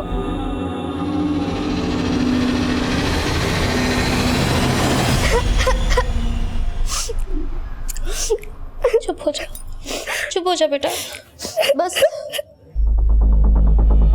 ये बच्ची आस्था अभी भी कुछ कहने की हालत में नहीं है। वर्मा, हो ना हो, इन दोनों बच्चियों के साथ जो कुछ भी हुआ वो स्कूल से घर तक के रास्ते के बीच में ही हुआ है। आस्था के फादर का भी कहना है कि पिछले 4 दिनों से आस्था गुमसुम सी लग रही थी। उधर कहीं ऐसा तो नहीं इन दोनों बच्चियों के साथ दुष्कर्म एक साथ एक ही दिन में हुआ, या फिर दोनों के साथ दुष्कर्म करने वाला कोई एक ही है, या फिर दोनों को पहले से मोलेस्ट किया जाता रहा? दोनों क्लासमेट भी थी। सर, हो सकता है कि वो रघु ही हो। हाँ, हो सकता है, लेकिन भावना तो अब रही नहीं, और इन दोनों बच्चियों के साथ जो कुछ भी हुआ है वो सिर्फ आस्था ही बता सकती है। वर्मा, मुझे लगता है आस्था से बात करने के लिए हमें काउंसलर की मदद लेनी चाहिए। आस्था की हालत बता रही थी कि जिस वहशीपन से वो गुजरी थी उसी तकलीफ से भावना भी गुजरी होगी। ऐसा माना जा रहा था कि दोनों के रेप में एक ही आदमी का हाथ था, लेकिन वो रघु था या नहीं ये उसकी डीएनए रिपोर्ट पर निर्भर था। पर इस घटना ने लोगों को इतने सख्ते में डाल दिया था कि दोहरे रेप का मामला अब अखबारों की सुर्खियां बन गया था।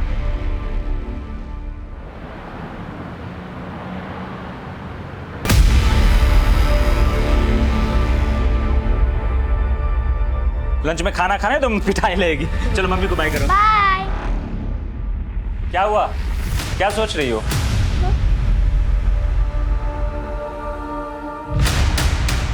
मैं फाल्गुनी को स्कूल छोड़कर आती हूँ। अरे ले। हाँ।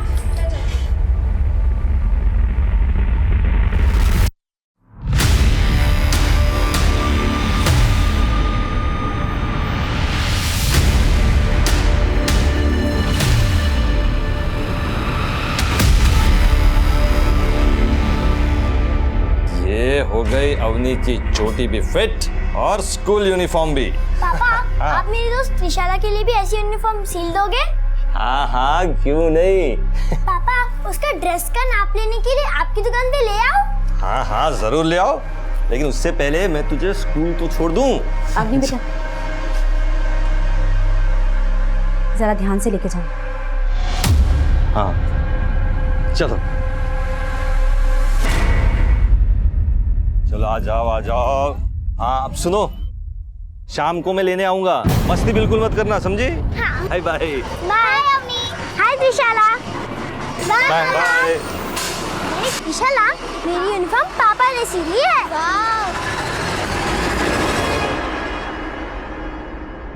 बच्चों, आज मैं आप सबको गुड टच और बैड टच के बारे में समझाऊंगी। आजकल के माहौल में हमें किससे बात करनी चाहिए और किसको अवॉइड करना चाहिए, ये समझना हमारे लिए बेहद ज़रूरी है, चाहे वो अनजान हो या फिर कोई आपकी जान पहचान वाला। अगर कोई आपको गलत तरीके से या गलत जगह टच करने की कोशिश करे तो मतलब वो बैड टच है और आपको तुरंत ऐसे आदमी से सतर्क हो जाना चाहिए।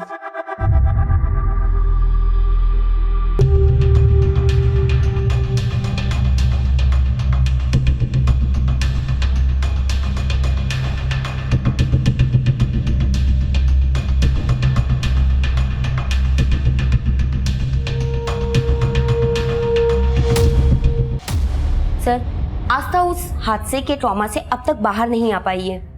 उससे फिलहाल हमें जो भी जानकारी मिली है उससे हमें बस इतना ही पता चला है कि जिस किसी ने भी उसका रेप किया है उसने रेड कलर की जैकेट और ब्लू कलर की जीन्स पहनी हुई थी।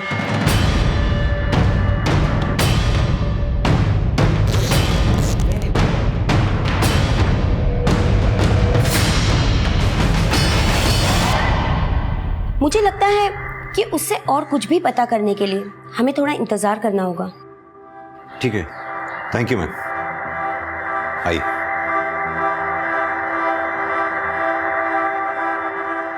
सर, डीएनए एग्जामिन करने वाले डॉक्टर का कॉल आया था। भावना की बॉडी पे जो डीएनए सैंपल्स मिले थे वो रघु के डीएनए से मैच नहीं करते हैं। यानी कि भावना और आस्था का रेप करने वाला कोई और ही है। वर्मा, आस्था ने कहा था कि जिस किसी ने भी उसके साथ दुष्कर्म किया था उसने लाल रंग की जैकेट और ब्लू कलर की जीन्स पहनी थी। क्यों ना सर हम उस एरिया के सीसीटीवी फुटेज दोबारा से चेक करें। हो सकता है कि वारदात के दिन वहां कोई ऐसा आदमी कैप्चर हुआ हो जिसने रेड जैकेट और ब्लू जीन्स पहन रखी हो।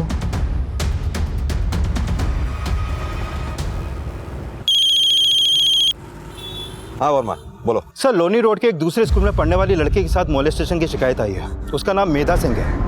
लोनी रोड के नगर निगम स्कूल में पढ़ती है। स्कूल से घर जाते वक्त उसके साथ जबरदस्ती करने की कोशिश की गई। वर्मा, हो सकता है मेधा को मोलेस्ट करने की उसी ने कोशिश की है जिसने भावना और आस्था का रेप किया है। ये मेधा रहती कहाँ पर है?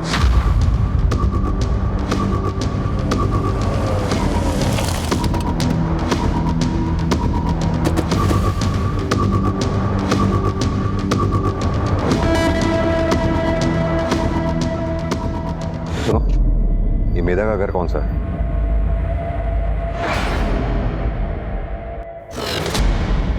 मेधा बेटा, डरो नहीं। आप तो बहुत बहादुर बच्ची हो ना बेटा। जब आप स्कूल से घर आ रही थी तो क्या हुआ था आपके साथ? बोलो बेटा। अंकल, मैं और मेरी फ्रेंड स्कूल से घर आ रहे थे, लेकिन मेरी फ्रेंड गली नंबर 17 में रहती है और मेरा गली नंबर 25 में। जब मैं अकेले घर आ रही थी तब वो अंकल मेरे पास आए। हेलो बेटा, कैसे हैं आप? अच्छी हूँ, आप कौन? मैं आपके पापा का दोस्त हूँ।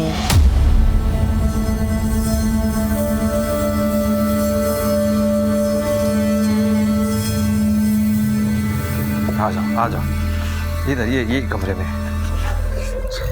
रुक, कहाँ भाग रही? रुक!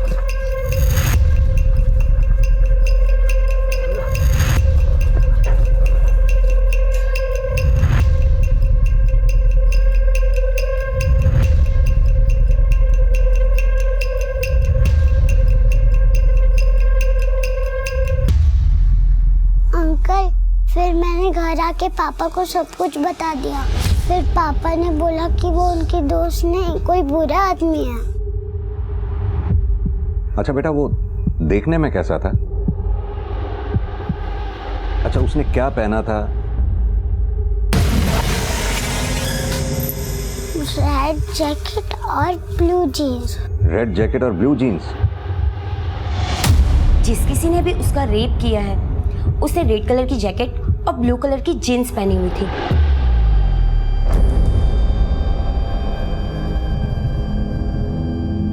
सर, बच्ची को इसी जगह लाया गया था। हमने यहाँ आसपास में उसके बारे में पता लगाने की कोशिश की, लेकिन कुछ भी पता नहीं चला। चलो। सर, बच्ची को इसी जगह मोलेस्ट करने की कोशिश की गई थी।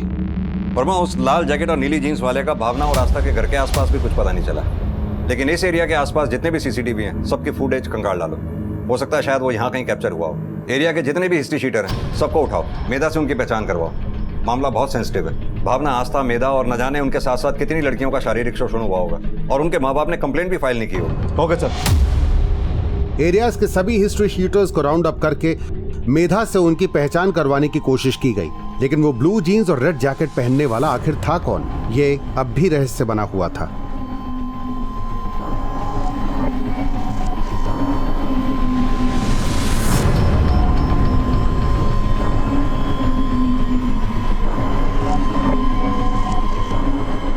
सर, जिस दिन मेधा को मोलेस्ट किया था उस दिन ये रेड जैकेट और ब्लू जीन्स पहना हुआ आदमी शादरा के एक सीसीटीवी में कैप्चर हुआ था, लेकिन इस फुटेज में इसका चेहरा क्लियर नहीं दिख रहा सर। वर्मा, इसकी फोटो भावना, आस्था और मेधा तीनों के पेरेंट्स को दिखाओ, शायद उनसे इसके बारे में कोई लीड मिले। इसकी फोटो सभी थानों में सर्कुलेट करवा दो। Okay sir.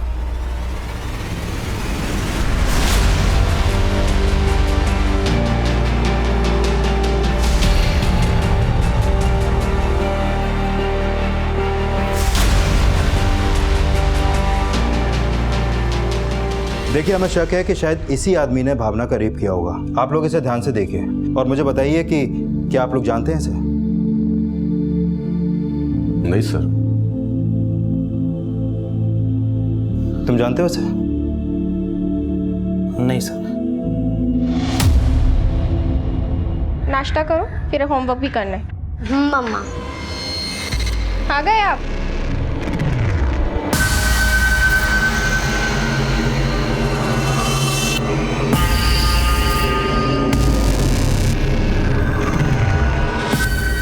इतना परेशान क्यों लग रहे हो?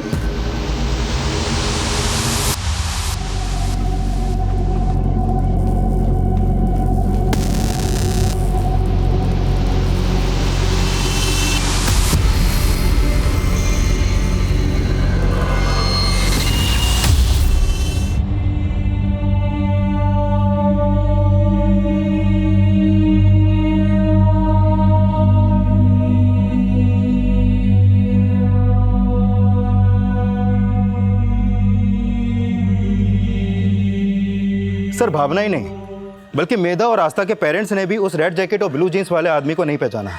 लेकिन सर, मैंने दिल्ली के पिछले 1 साल के मोलेस्टेशन से जुड़े केसेस के बारे में पता किया। सर, दिल्ली में स्कूल जाने वाली करीब 60 लड़कियों के साथ रेप और मोलेस्टेशन के केस फाइल हुए, जिनमें उनको तभी शिकार बनाया गया जब वो स्कूल से घर जा रही थी। 60 केसेस? इन केसेस में कोई गिरफ्तारी हुई? नहीं सर, इन केसेस में अभी तक ये नहीं पता चल पाया है कि उन लड़कियों को मोलेस्ट कौन करता था। लेकिन सर, मैंने कुछ विक्टिम से भी बात करने की कोशिश की।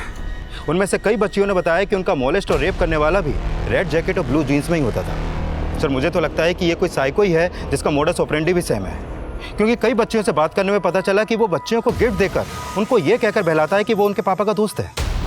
हैरानी की बात तो यह है कि पिछले 1 साल से एक ही आदमी रेड जैकेट ब्लू जीन्स पहन के दिल्ली के आसपास अलग अलग एरियाज में छोटी छोटी बच्चियों को अपना शिकार बना रहा है और अभी तक उसकी पहचान नहीं हो पाई है। सर, हमने एरिया के सभी हिस्ट्री शीटर्स को राउंड अप करके मेधा से उनकी पहचान कराने की कोशिश की, लेकिन मेधा ने किसी को भी आइडेंटिफाई नहीं किया। वर्मा, ये भी तो हो सकता है कि ये मोलेस्टर दिल्ली का रहने वाला ही ना हो। अक्सर देखा गया है दिल्ली में कई लोग रोजाना दिल्ली के आसपास की स्टेट से आते हैं, जैसे यूपी, राजस्थान, हरियाणा, पंजाब, उत्तराखंड वगैरह वगैरह। हो सकता है ये आदमी भी दिल्ली के आसपास की किसी स्टेट का हो। वर्मा, अपनी जांच का दायरा बढ़ाओ। दिल्ली के आसपास के एरियाज में जितने भी रेप्स और मोलेस्टेशन के केसेस हुए हैं उनमें जितने भी संदिग्ध लोग हैं, हिस्ट्री शीटर्स हैं, सबकी लिस्ट बनाओ। हो सकता है इस मोलेस्टर का वहाँ से कोई क्लू मिले। और हाँ, एक प्रेस रिलीज जारी करो, लोगों को इस मोलेस्टर से सावधान रहने को कहो। हमें किसी भी हाल में उन दूसरी बच्चियों को इस मोलेस्टर का शिकार होने से बचाना है। Okay sir.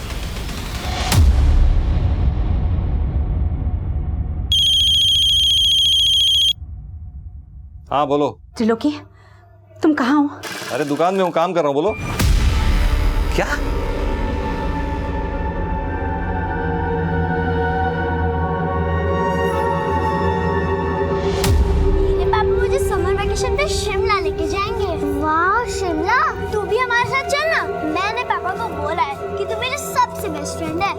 पापा से पूछूंगी, अगर वो मुझे अलाउ करेंगे तो मैं भी तेरे साथ शिमला आऊंगी।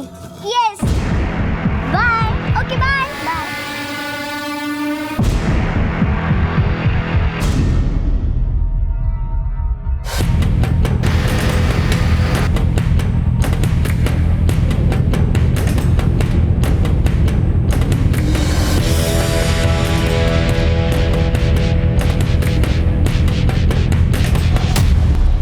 सर, मैंने यूपी, राजस्थान, दिल्ली, हरियाणा, पंजाब और उत्तराखंड के 27 ऐसे लोगों की लिस्ट बनाई है जो रेप और मोलेस्टेशन के केस में अंदर हुए थे, और कुछ सस्पेक्ट जो अभी तक पकड़े नहीं गए। सर, इनमें से कुछ ही के फोटोज हमें मिले हैं, लेकिन सर इनमें से मैंने 3 के फोटो उस रेड जैकेट और ब्लू जीन्स वाले आदमी के साथ मैच किए। सर, इन तीनों का कदकाठी हूबहू इस आदमी से मैच करता है। सर, यह है संतोष कालरा। 4 साल पहले मोलेस्टेशन के चार्ज में हरियाणा पुलिस ने इसे अरेस्ट किया था। अभी 8 महीने पहले ही रिहा हुआ है। यह है मनिंदर लोधी। राजस्थान में 4 लड़कियों के रेप के केस में सस्पेक्ट है, लेकिन अभी तक पकड़ा नहीं गया। और यह है अजय। यह भी हरियाणा में मोलेस्टेशन के केस में अंदर हुआ था। 1 साल पहले पैरोल पे रिहा हुआ, लेकिन पैरोल जम करके फरार हो गया और तब से फरार है। यानी कि अजय और मनिंदर ये दोनों फरार हैं, और ये संतोष 8 साल की सजा काट के रिहा हो चुका है। वर्मा, अपने सोर्सेज को एक्टिवेट करो, इन दोनों के बारे में पता लगवाओ। ये कहाँ रह रहा है आजकल? सर, जेल से जो रिकॉर्ड मिले हैं उसके हिसाब से ये अभी फरीदाबाद में है। उठा लाओ उसे फरीदाबाद से, और मेधा और आस्था से इसको आइडेंटिफाई करवाओ। हो सकता है इसी ने भावना और आस्था का रेप और मेधा को मोलेस्ट करने की कोशिश की हो। Okay sir.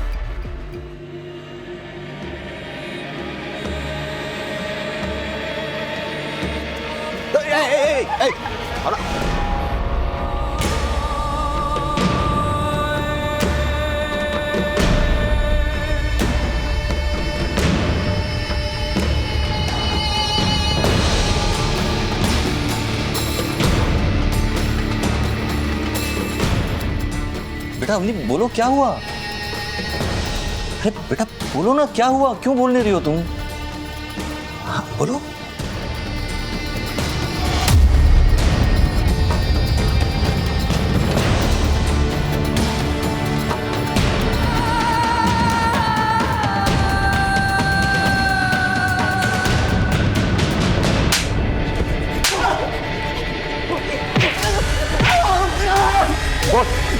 तूने किया ना सब?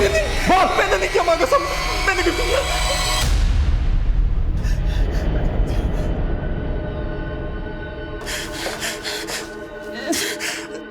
क्या यही है वो आदमी जिसने लाल जैकेट और ब्लू जीन्स पहनी थी?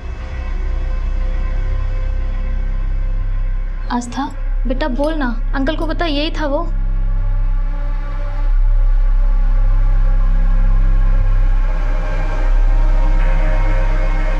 ये बेटा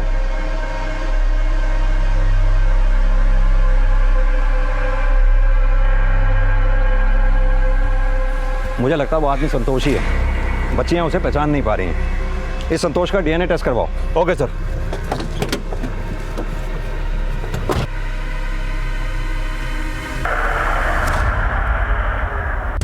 साहब, मैं जब से बाहर आया हूँ मैंने कोई गलत काम नहीं किया साहब, माँ कसम। तूने कुछ किया है या नहीं किया है तेरे डीएनए टेस्ट से पता चल ही जाएगा। मुझे लगता है आप लोगों को मेरे बारे में कोई गलतफहमी हो गई है। वो लाल जैकेट और नीली जीन्स वाला आदमी मैं नहीं हूँ सर, माँ कसम मैं नहीं हूँ। लेकिन हाँ सर, वो अजय हो सकता है। अजय कौन? अजय कुशवाहा? हाँ जी सर, वही। हम दोनों जेल में एक साथ सजा काट रहे थे। मेरी सजा पूरी हो गई तो मुझे रिहा कर दिया, लेकिन वो पैरोल जंप करके भाग गया सर। कतई काया आदमी है सर वो, और बच्चियों में तो उसको बहुत ज़्यादा इंटरेस्ट था सर। मुझे लगता है कि वही आदमी है जिसे आप ढूंढ रहे हो। कहाँ मिलेगा ये अजय? बिजवासन में डेरा जमाए बैठा हो। बिजवासन में कहाँ?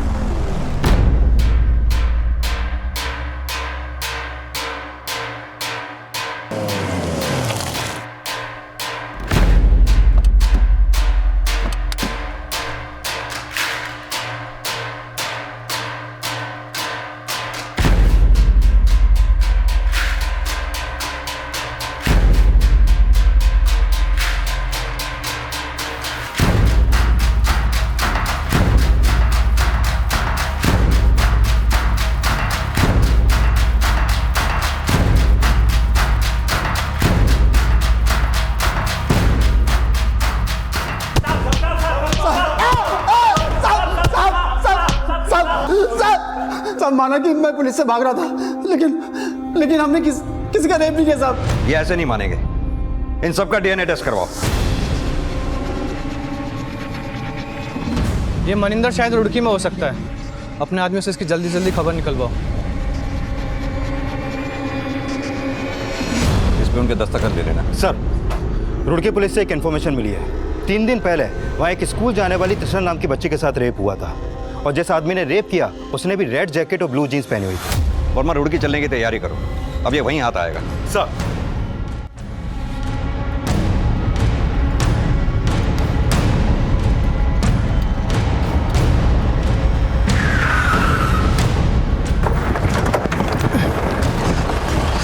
सर इधर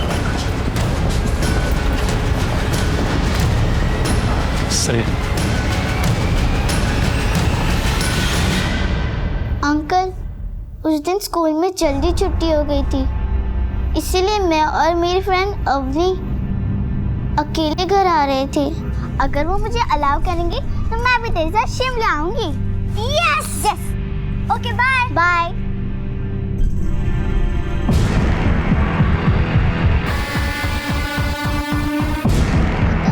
उसने मेरे साथ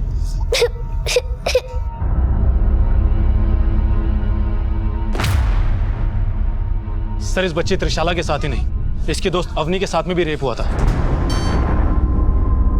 क्या? हाँ सर, त्रिशाला के रेप केस का जब हमें पता लगा था तो उसी के साथ हमें अवनी के केस के बारे में पता लगा। सर, मुझसे पूछताछ करने के लिए उसके घर भी गए थे, लेकिन उसकी फैमिली ने केस फाइल करने से मना कर दिया था। साहब, हमें कोई केस नहीं करना है, हमारी बेटी की इज्जत का सवाल है। आप लोग प्लीज चले जाइए। देखिए, आप हमारा विश्वास कीजिए, हम आपकी बच्ची का नाम मीडिया में डिस्क्लोज नहीं करेंगे। उसका मेडिकल करवाना बहुत जरूरी है। हमें कोई मेडिकल नहीं करवाना है, आप लोग प्लीज यहाँ से चले जाइए।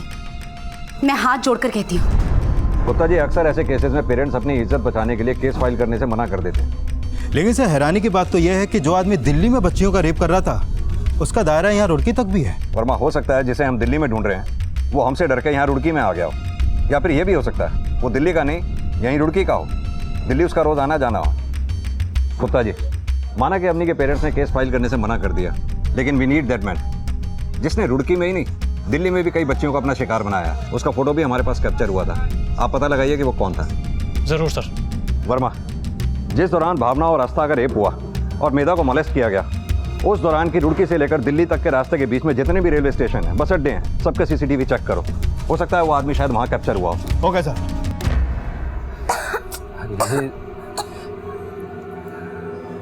सुषमा, खांसी के साथ साथ बुखार भी हो गया इसे, दिन ब दिन तबीयत बिगड़ती जा रही है इसकी। मुझे तो डर लग रहा है, इससे पहले भी टीबी हो चुकी है, कहीं फिर से। ऐसा मत कहिए। नमस्ते भाई साहब। नमस्ते। नमस्ते भाई साहब। भाभी नमस्ते। क्या हो गया बच्चा, बीमार हो गया? कोई बात नहीं, जल्दी ठीक हो जाएगा, है ना? भाई साहब, हुआ क्या है? कुछ समझ में नहीं आ रहा है प्रमोद जी। देखिए ना, अवनी की तबीयत दिन ब दिन और बिगड़ती जा रही है। मुझे तो लग रहा है इसे दिल्ली के अस्पताल लेकर जाना पड़ेगा।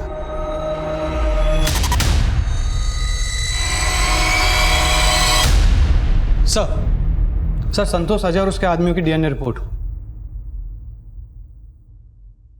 सर, इनके डीएनए भावना की बॉडी पर मिले डीएनए से मैच नहीं करते। और इस मनिंदर की कोई अपडेट? सर, खबरों को काम पर लगा रखा है, लेकिन अभी तो कोई इन्फॉर्मेशन हाथ नहीं लगी। ठीक है, तुम जाओ। सर,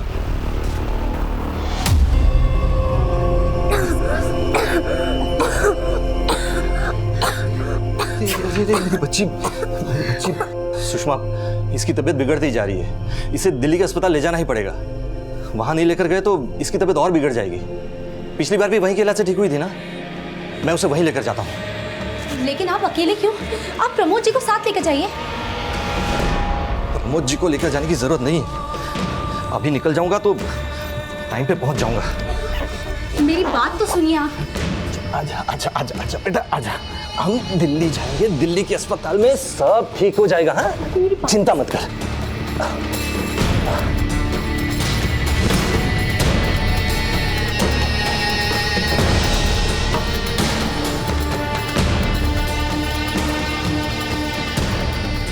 वंदना, प्रमोद जी कहाँ है?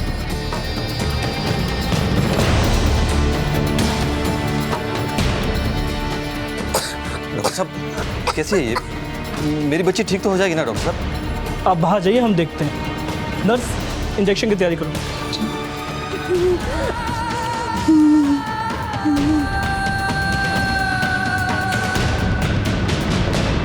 सर, 7 मार्च को जिस दिन भावना का रेप हुआ था, उस दिन उस रेड जैकेट और ब्लू जींस वाले आदमी को निजामुद्दीन स्टेशन के पास वाले मार्केट में देखा गया था।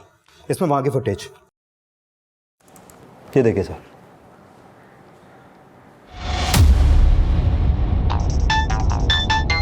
Excuse me sir. हेलो,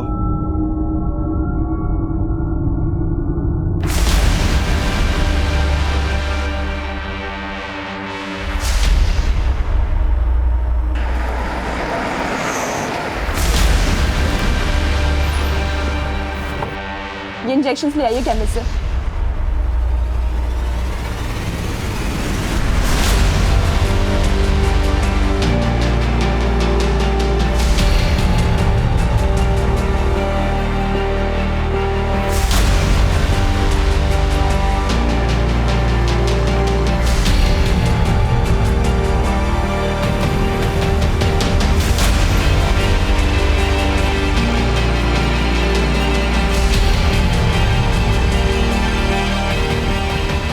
आप बता क्यों नहीं रहे, कहाँ है वो?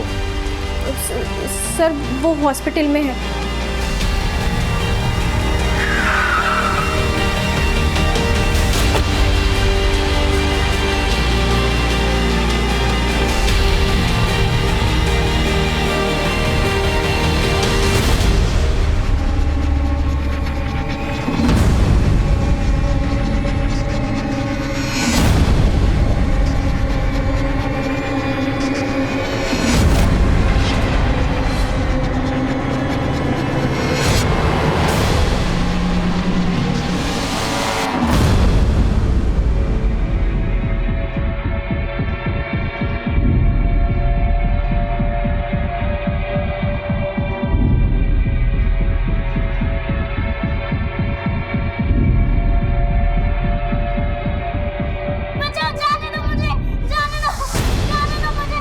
वर्मा, जल्दी।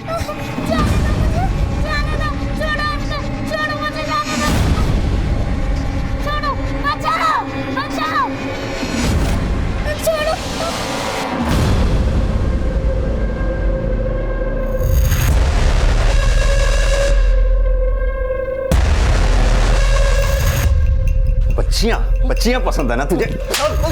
बच्चियों की इज्जत से खेलेगा, बच्चियों की इज्जत से खेलेगा। वर्मा, लेकर चलो से। घबराओ मत बेटा, अब कुछ नहीं होगा। चल आओ। सर तिलोक भाई साहब पहले दिल्ली में ही रहते थे। घर में इतनी अच्छी बीवी और एक प्यारी बच्ची होने के बावजूद सर पता नहीं उनका कैसे दिमाग खराब हो गया जो वो ये सब गंदा काम करने लगे। आपके भाई ने एक दो नहीं बल्कि कई लड़कियों का शारीरिक शोषण किया और आप सब कुछ जानते हुए भी उसे अब तक बचा रहे थे। साहब, उन्होंने कहा था कि उन्होंने सब कुछ छोड़ दिया है। दिल्ली में कई लोगों ने त्रिलोकी जी की शिकायत की कि उन्होंने उनकी बच्चियों के साथ। हमारी बहुत बदनामी हो रही थी।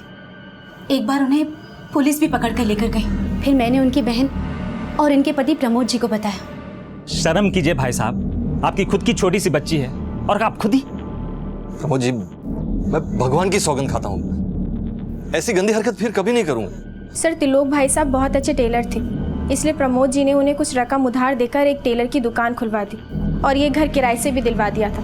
हमें लगा कि वो सुधर गए हैं, लेकिन सर जब हमने अखबार में 2 बच्चियों के रेप की खबर पढ़ी तो हमें शक होने लगा। साहब, वो हर शुक्रवार या शनिवार को दिल्ली टेलरिंग का सामान लेने के लिए जाते थे। फिर प्रमोद जी उन पर नजर रखने लगे। तो अवनी की दोस्त त्रिशाला के साथ भी? उसने अपनी बेटी अवनी के साथ भी? नहीं साहब नहीं, मैं कसम खा के कहता हूँ, मैं अपनी बेटी के साथ कुछ नहीं किया मैंने सर। साहब, अवनी के साथ कुछ नहीं हुआ था, बल्कि उसे पता चल गया था कि उसकी दोस्त त्रिशाला का रेप उसके पापा ने किया है, क्योंकि वो जानती थी कि रेड जैकेट और ब्लू जीन्स उसके पापा के पास थी। इसीलिए मैंने ये बात फैलाई कि अवनी का भी रेप हुआ है, ताकि त्रिलोकी जी ना पकड़े जाए। मैंने अवनी को बोला कि अगर हमने ऐसा नहीं किया तो पुलिस पापा को अरेस्ट कर लेगी। उसने मेरी बात मान ली। लेकिन उसे इस बात का इतना बड़ा धक्का लगा कि उसके पापा ये सब। मुंडी मत झुका, ये बता और कितनी बच्चियों का शिकार बनाया तूने? बोल। बहुत है साहब,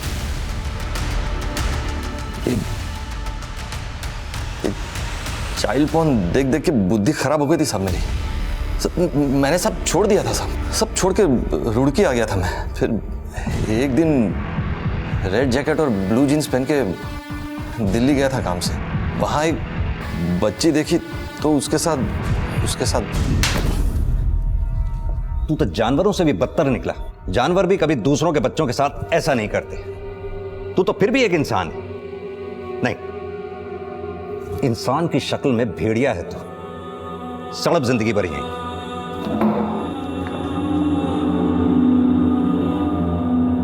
त्रिलोकी ने हमेशा अपने परिवार को शर्मसार किया, लेकिन फिर भी उसके परिवार ने उसे बचाने की कोशिश की। कहते हैं जब दूसरों को तबाह करने वाला हमारी ही चौखट के अंदर हो तो उसे बचा के तबाही ही हाथ लगती है।